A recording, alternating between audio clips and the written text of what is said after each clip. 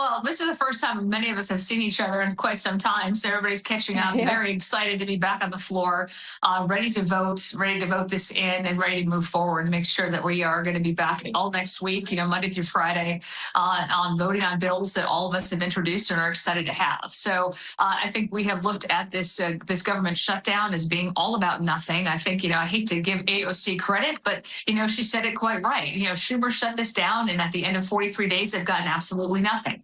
But they knew that going into it. Instead, what you've seen is 1.3 million military wondering when they're going to get their next paycheck. You saw 13,000 air traffic controllers without pay who are still going to work.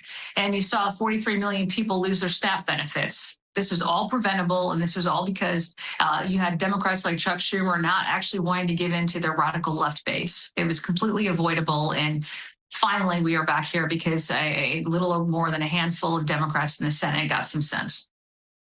Yeah, I mean, absolutely avoidable, and a game of chicken that, as far as I think the voters are concerned, Democrats lost, because we just played a montage of Democrat members of Congress saying that it was, quote, worth it, literally, to have this shutdown. But in the end, their voters perceived that they caved. So how is that worth it?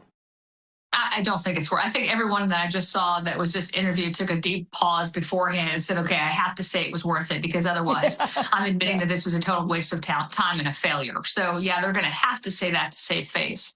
But the fact is that we just lost 43 days of business that we could have been doing, and not to mention the damage on the economy. I think the press secretary today said it best when she started itemizing how much this is going to cost the American people and our economy because of an unnecessary shutdown. So I am anxious to be back. I think we're looking at, 3 spending bills and appropriations, including agriculture. You're looking at legislative and our veterans bills that hopefully will get passed as well tonight. Now, I know that John Thune has promised a vote on extending some of the provisions on healthcare. We'll see if that actually happens in the House. I don't believe that Speaker Johnson has made any such promise. But moving forward, we're going to be here all next week, voting on bills. And again, I am just thankful that a little over a handful of senior Senate Democrats came to their senses.